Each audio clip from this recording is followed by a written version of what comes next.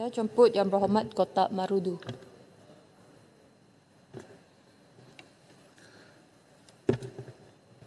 Bismillahirrahmanirrahim. Assalamualaikum warahmatullahi wabarakatuh. Salam Malaysia Madani. Puan Yang Dipertua, pertamanya saya mengucapkan jutaan terima kasih kerana telah memberikan peluang saya untuk membahaskan rang undang-undang perbekalan belanjawan 2025 peringkat dasar yang telah dibentangkan oleh Yang Amat Berhormat Perdana Menteri merangkap Menteri Kewangan. Puan Yang Dipertua, pertamanya saya mengucapkan terima kasih juga dan sabas kepada Yang Amat Berhormat Tambun selaku Perdana Menteri dan Menteri Kewangan kerana telah membentangkan satu belanjawan yang akan memacu pertumbuhan ekonomi negara serta meningkatkan kesejahteraan rakyat. Secara langsung menitik beratkan kebajikan rakyat jelata yang memang terhimpit dengan keadaan ekonomi yang tidak menentu. Bantuan sumbangan tunai rahmah ikhtiar, sumbangan asas rahmah SARA bagi golongan miskin dan juga miskin tegar telah mencapai RM4.600 dan ini merupakan bantuan kerajaan yang paling tinggi dalam sejarah kita. Ini amat penting kepada rakyat sebab bantuan seperti inilah yang mereka telah impikan untuk meringankan beban kewangan rakyat. Terima kasih juga pertama kalinya kawasan Magandai telah disebut oleh Yang Amat Berhormat Perdana Menteri dalam belanjawan yang telah dimasukkan dalam senarai peruntukan 250 juta untuk menerima program insentif pengurangan kos sara hidup. Apa yang saya harapkan, niat baik Yang Amat Berhormat Perdana Menteri ini akan sampai kepada kumpulan sasar agar manfaat dapat dirasakan oleh rakyat, bukan hanya didengar melalui belanjawan yang dibentang. Pihak kementerian serta jabatan yang dipertanggungjawabkan perlu memastikan segala perancangan Yang Amat Berhormat Perdana Menteri dilaksanakan menepati tujuan asal. Puan Yang Dipertua, selaku wakil daripada Sabah, kami berterima kasih kerana Yang Amat Berhormat Tambun telah memberikan 6.7 bilion untuk pembangunan negeri Sabah pada tahun depan. Selain daripada itu, ditambah pula dengan pemberian khas sebanyak 600 juta sekali ganda daripada tahun yang lepas. Perkara ini tidak pernah berlaku dalam kerajaan-kerajaan yang lepas. Dalam masa yang sama, tidak berarti perjuangan MA63 itu berhenti. Kota Marudu berpendapat semangat tuntutan 40% itu perlu diteruskan. Tuntutan ini merupakan hak mutlak negeri Sabah yang termaktub dalam perlembagaan kita. Dan dengan keikhlasan yang ditunjukkan oleh Yang Amat Berhormat Perdana Menteri untuk menyelesaikan tuntutan Sabah ini, Kota Marudu amat yakin yang perkara ini dapat diselesaikan semasa pemerintahan Kerajaan Madani yang diterajui oleh Yang Berhormat Tambun. Perkara ini amat penting bagi merancangkan pembangunan di Sabah dan mengurangkan jurang pembangunan yang begitu besar. Puan Yang Dipertua, dalam usaha kerajaan untuk memartabatkan institusi pertanian negara, salah satu usaha ke arah mempastikan keterjaminan makanan rakyat, sudah tentu segala perancangan perlulah diteruskan, dilaksanakan dengan lebih mantap melalui belanjawan yang telah dibentangkan. Apa yang membimbangkan kita, bolehkah kerajaan melalui Kementerian Pertanian melaksanakan segala perancangan melalui belanjawan yang dibentang ini?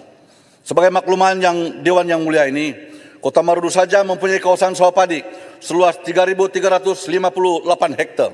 Dan laporan daripada Jabatan Pertanian Kota Marudu menyatakan bahawa musim pertama 2024 ini hanya seluas 984.89 hektar yang bertanam, yaitu 27.6% daripada jumlah yang ada. Manakala kawasan yang terbiar, tanah yang terbiar adalah merupakan lebih kurang 2.600 hektar, yaitu 73% daripada jumlah kawasan sawah padi Kota Marudu. Antara sebab kenapa tanah yang terbiar ini begitu besar, satu adalah kerana kekurangan sistem pengairan yang baik. Keduanya, ketiadaan jalan untuk kawasan tersebut. Dan yang ketiganya, kekurangan petani yang ingin menceburkan diri dalam tanaman ini. Kerajaan perlulah fikirkan insentif yang lebih baik untuk menggalakkan lebih ramai pengusaha tanaman padi untuk berkecimpung dalam bidang ini, untuk memastikan agar kawasan-kawasan tersebut dapat diusahakan dan menjamin merupakan baik untuk menjamin keterjaminan makanan negara kita.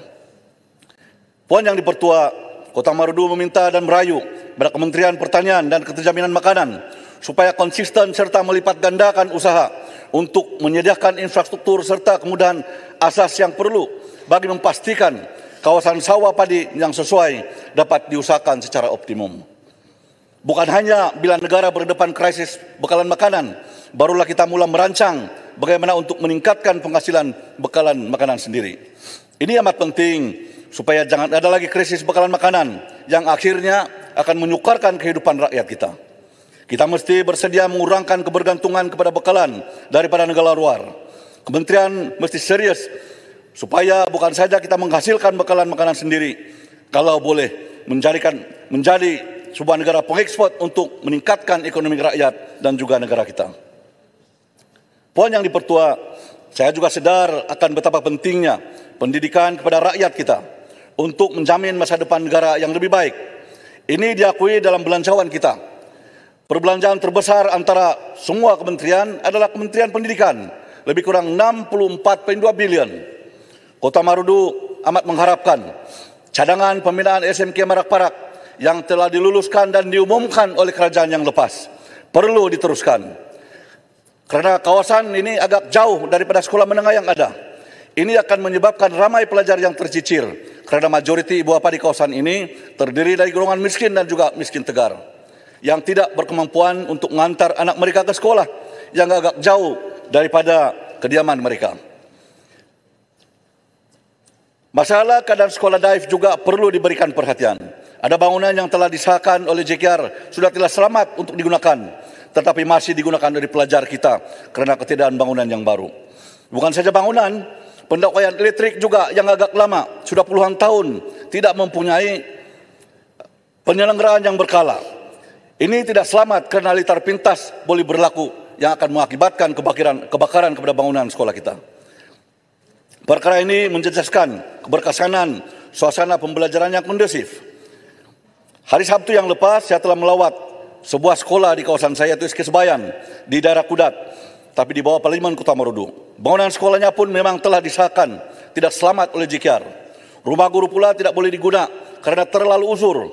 Bilik darjah terlalu kecil kerana hanya diubah suai dan memang tidak sesuai. Kalaupun pelajar 15 orang, dia tidak boleh muat dalam bilik darjah yang disediakan oleh sekolah. Guru-gurunya meminta saya agar memberikan sokongan dan menyatakan keadaan sekolah mereka dalam Dewan Yang Mulia ini, supaya sekolah ini diberikan perhatian untuk mendapatkan bangunan kelas yang baru yang selamat untuk murid-murid mereka. Saya sendiri telah berjanji untuk membina laluan berbumbung daripada asrama hingga ke sekolah tersebut. Berikut adalah antara sekolah yang perlu saya sebut untuk perlukan penggantian bangunan kelas yang baru, yaitu SK Lotong, SK Narandang, SK Nerasen, SK Matunggung, Terongkongan, Pinawantai, Panudahan, Nerasen Laut, Tinangol dan SK Patak di kawasan Matunggung. Manakala di kawasan Kota Marudu, SK Tagibang, SK Tandik, Sampir, Tigaman, SK Timuna, Taritiban dan juga SK Kromoko dan banyak lagi yang saya tidak dapat sebut di sini yang perlu mendapat perhatian yang segera daripada pihak Kementerian Pendidikan.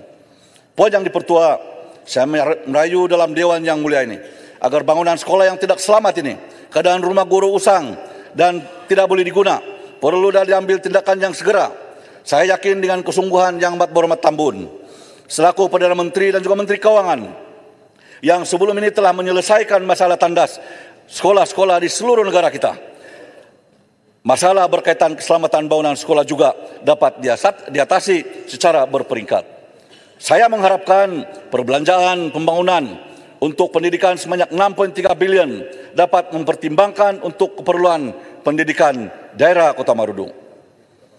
Puan Yang Dipertua, Kota Marudu membangkitkan soal aspek kesihatan yang amat berkait rapat dengan kehidupan rakyat kita.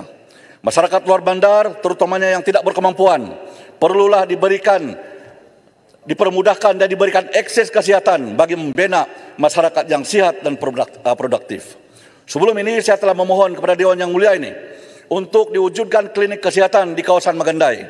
Tetapi saya dimaklumkan bahawa ianya tidak dapat dipertimbangkan oleh Kementerian Kesehatan dan masih meneruskan khidmat doktor udara yang ada.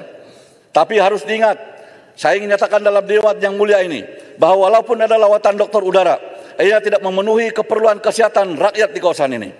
Hikmat doktor udara ini terhad kepada masa-masa tertentu saja. Ianya tidak dapat beroperasi ketika musim tengkujuh. Malah sukar sekiranya ada kes kecemasan pada ketika itu. Tidak juga semua kampung di sekitar kawasan ini yang dapat dikunjungi oleh khidmat dokter udara. Bagi tujuan pewujudan klinik kesehatan atau klinik desa ini, terdapat 9 buah kampung yang terlibat serta sebuah sekolah rendah yaitu SK Magandai. Sudah tiba masanya pihak Kementerian Kesehatan perlu mengambil langkah yang positif agar harapan rakyat untuk mewujudkan klinik kesehatan ataupun klinik desa ini dapat direalisasikan. Saya juga ingin membangkitkan pembinaan bangunan baru bagi hospital daerah Kota Marudu. Saya telah diberikan jawaban pihak Kementerian Kesehatan bahwa akan ada pembinaan bangunan yang baru bagi menampung keperluan yang amat mendesak di hospital daerah Kota Marudu. Saya ingin bertanya kepada Dewan Yang Mulia dan juga kepada Kementerian, bilakah pembinaan bangunan ini dapat dimulakan? Saya mengharapkan peruntukan Kementerian Kesehatan yang merupakan kedua tertinggi di antara kementerian-kementerian dapat mempertimbangkan untuk pembinaan bangunan baru hospital Kota Marudu serta cadangan pembinaan klinik desa untuk kawasan Magandai dalam belanjawan yang telah dibentang untuk tahun depan. Puan Yang Dipertua, bagi tujuan mewujudkan jaringan jalan raya yang baik, saya telah mengharapkan Kota Marudu tidak ketinggalan untuk mendapatkan peruntukan yang baru dalam peruntukan 75 bilion bagi pembangunan di bawah Kementerian Desa dan Wilayah.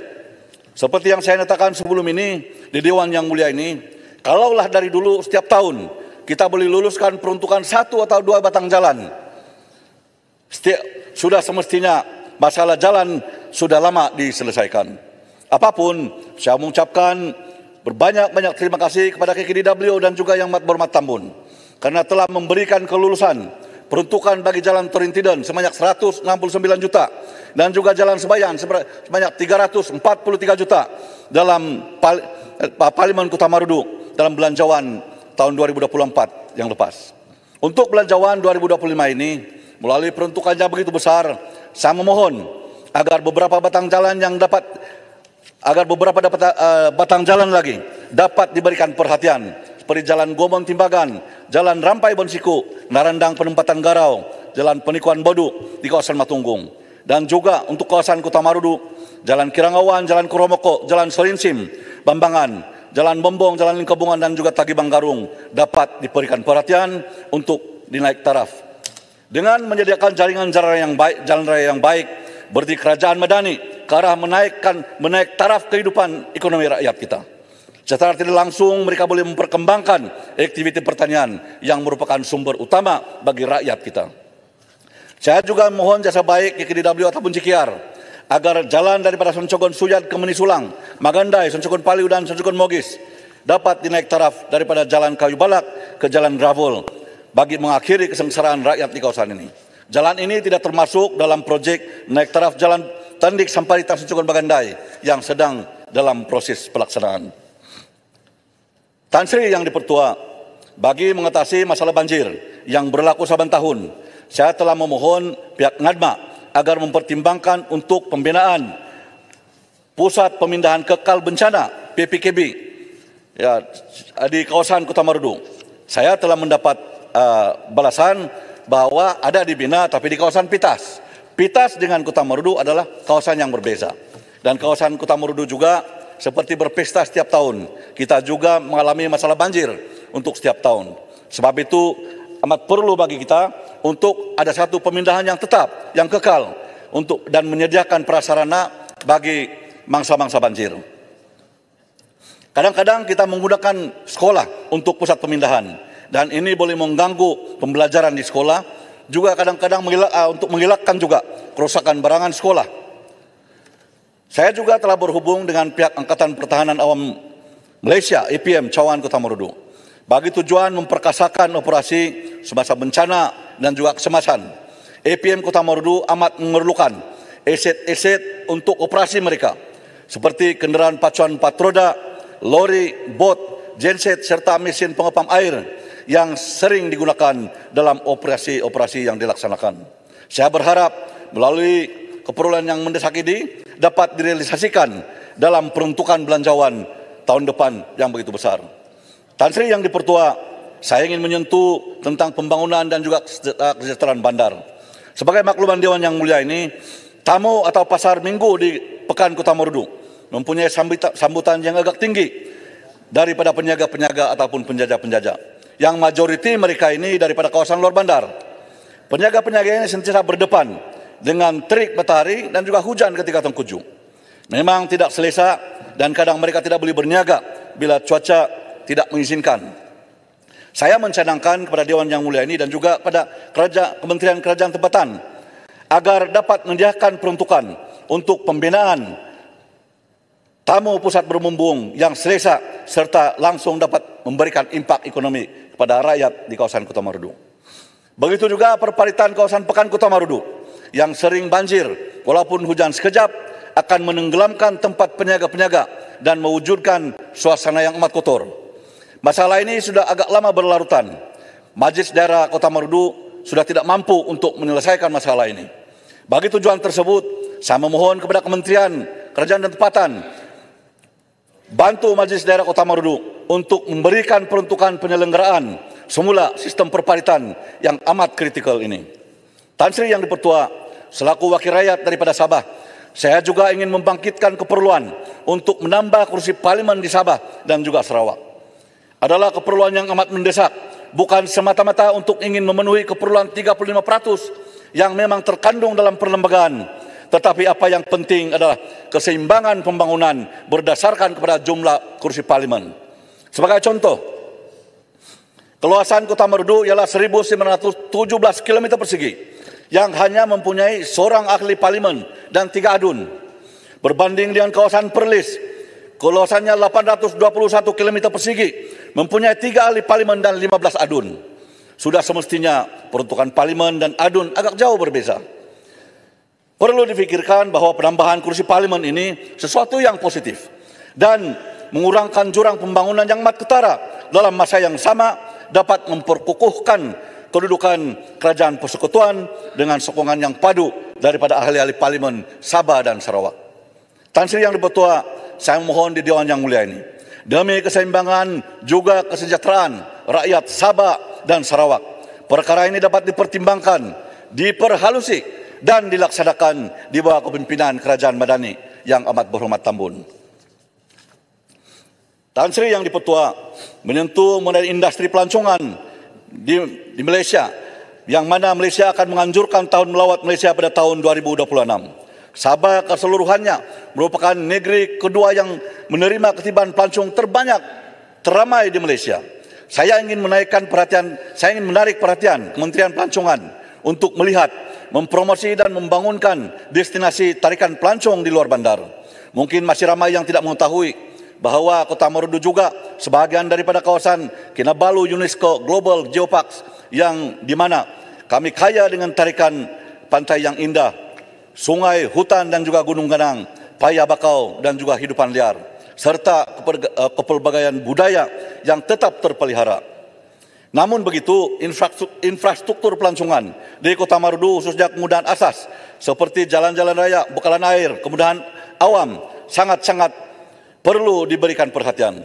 Bantuan pembangunan ini harus tidak terhad kepada fasiliti pelancongan milik kerajaan ataupun agensi sahaja. Kementerian juga harus melihat keperluan PKS dalam eko pelancongan, Persatuan Homestay serta Persatuan Pelancongan dan Koperasi Pelancongan. Tan Sri Yang Dipertua, tadi kami ada menghadiri satu taklimat Kementerian Pendidikan dan dinyatakan oleh KSU bahawa kalau boleh kita menyuarakan, wakil rakyat menyuarakan bahawa pelajar-pelajar tingkatan 6 ini yang lebih kurang 200 lebih ribu seluruh negara perlu juga diberikan perhatian oleh kerajaan untuk diberikan insentif. Saya amat bersetuju sebab pelajar tingkatan 6 ini juga sudah mempunyai sumbangan untuk membentuk kepada kepimpinan negara kita. Mereka juga merupakan pemilih dalam pilihan raya. Jadi sudah semestinya kita ahli-ahli parlimen menyokong penuh agar dalam bajet belanjawan kita yang begitu besar, pelajar tingkatan 6 ini juga dapat diberikan insentif yang sama, selain daripada pelajar universiti dan juga pelajar-pelajar sekolah rendah. Tan Sri Yang Dipertua, sebelum saya mengakhiri ucapan saya ingin menekankan bahawa kita perlu memastikan semua peruntukan yang dilaksanakan dengan penuh integriti dan ketulusan. Oleh itu, saya menyuruh kepada pihak kerajaan, pihak berkuasa agar memantau penggunaan bajet ini dengan teliti. Ini penting bagi mengelakkan sebarang penyelewengan dan memastikan dana yang disalurkan ini benar-benar memberikan manfaat pada rakyat kita. Akhir kata, saya ingin menyuruh pada semua pihak untuk bersatu dalam usaha memajukan negara kita. Dengan kerjasama dan komitmen yang kuat, saya yakin bajet 2025 ini akan memberikan impak yang positif untuk Kota Marudu, untuk negeri Sabah dan Sarawak, untuk Malaysia secara keseluruhannya. Tan Sri Yang Dipertua, saya juga sebelum mengakhiri ucapan, mengucapkan selamat menyambut Hari Deepavali kepada semua rakan-rakan kita. Ya, mudah-mudahan ini akan dapat mengeratkan lagi hubungan di antara kita, terutamanya ahli parlimen dan juga rakyat Malaysia secara keseluruhannya. Tan Sri Yang Dipertua, Kota Marudu mohon menyokong. Terima kasih. Baik, terima kasih. Sebelum saya memanggil Yang Berhormat seterusnya, saya ada ingin memaklumkan sikit, iaitu pada 17 Julai 2024 dan 14 Oktober 2024, saya telah memaklumkan kepada semua Yang Berhormat berkenaan kewajipan pelaksanaan pemeriksaan kesihatan. Setakat ini masih terdapat ahli parlimen di Dewan Rakyat ini yang masih belum menjalani pemeriksaan kesihatan. Tarikh akhir untuk hantar laporan kesihatan masing-masing adalah pada 11 November 2024, iaitu hanya tinggal 12 hari lagi. Oleh itu, saya menyeru semua Yang Berhormat yang belum menjalani pemeriksaan kesihatan untuk melaksanakannya dengan kadar segera. Yang Berhormat boleh menghubungi Pegawai Perubatan Parlimen Malaysia berkenaan maklumat terperinci mengenai pemeriksaan kesihatan ini. Sekiranya Yang Berhormat tidak melaksanakan pemeriksaan kesihatan ini, nama Yang Berhormat tersebut akan saya naik muatkan ke portal Parlimen Malaysia. Jadi selesaikanlah masalah itu ya. Baik.